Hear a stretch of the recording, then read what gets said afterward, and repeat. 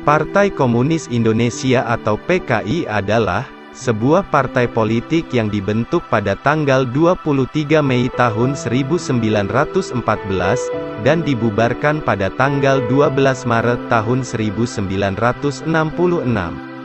PKI pernah menjadi salah satu partai terbesar di Indonesia sebelum akhirnya dilarang dan dibubarkan.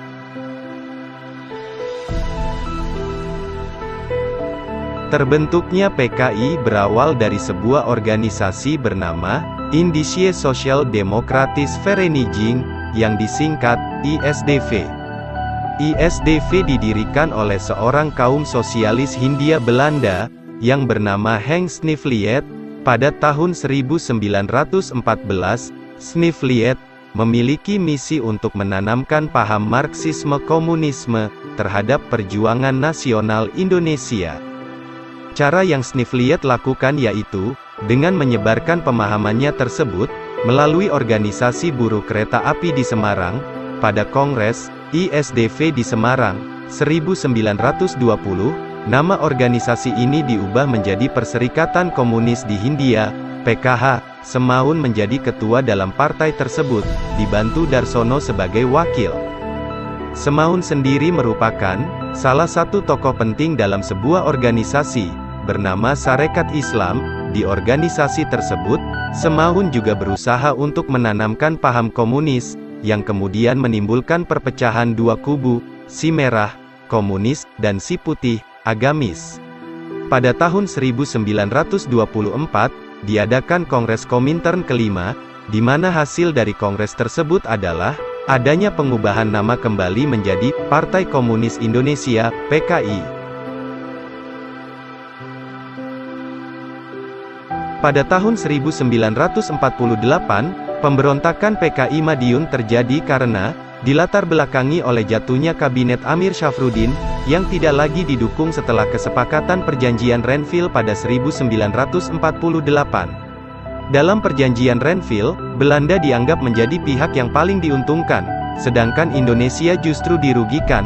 Setelah Kabinet Amir jatuh, Soekarno pun mengutus Moh Hatta untuk membentuk kabinet baru, namun hal ini tidak disetujui oleh Amir dan kelompok komunisnya. Amir yang dibantu Musso pun merencanakan sebuah strategi, di mana mereka akan menculik serta membunuh para tokoh di Surakarta. Demi menghentikan kelanjutan pemberontakan tersebut, dilakukan operasi penumpasan, yang dipimpin oleh Kolonel A.H. Nasution pada tanggal 20 September tahun 1948. Musso pun berhasil ditemukan dan ditembak mati, sedangkan Amir dan para tokoh komunis lainnya ditangkap dan dijatuhi hukuman mati. Pemberontakan PKI di Madiun tidak menyurutkan dukungan bagi PKI. Pada pemilu 1955, PKI menduduki tempat keempat, dengan perolehan 16% dari keseluruhan suara yang ada. Berselang 2 tahun, 1957, Partai Masyumi yang juga terlibat dalam pemilu 1955, merasa tersiingi dengan PKI, sehingga partai ini menuntut agar PKI dilarang.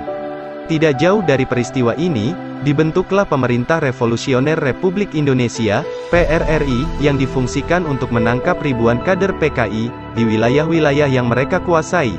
Mengetahui hal tersebut, Soekarno yang mendukung sayap kiri pun mengeluarkan Undang-Undang Darurat. Pada 1960, Soekarno mencetus sebuah slogan bernama, Nasakom, yang berarti nasionalisme, agama, dan komunisme. Dengan demikian, maka peranan PKI sebagai mitra politik pun dilembagakan oleh Soekarno.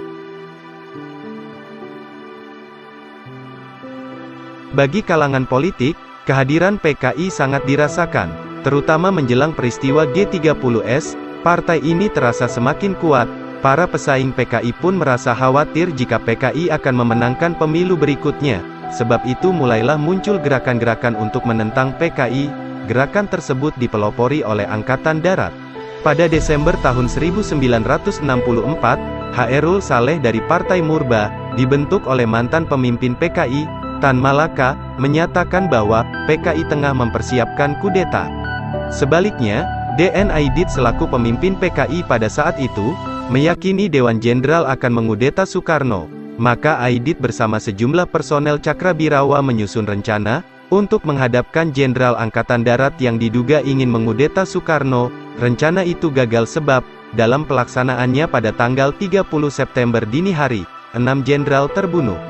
Dari kejadian tersebut, Presiden Soekarno berusaha untuk meyakinkan bahwa PKI tidak terlibat sebagai partai dalam kejadian tersebut, melainkan adanya sejumlah tokoh PKI yang bertindak luar kendali. Untuk itu, Soekarno pun tidak bersedia untuk membubarkan PKI, kendati demikian, banyak pihak yang menuntut bertanggung jawab.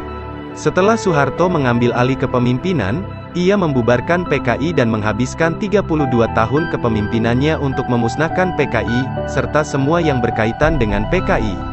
Jutaan orang di berbagai penjuru di Indonesia menjadi korban, karena dianggap PKI, atau berhubungan dengan PKI.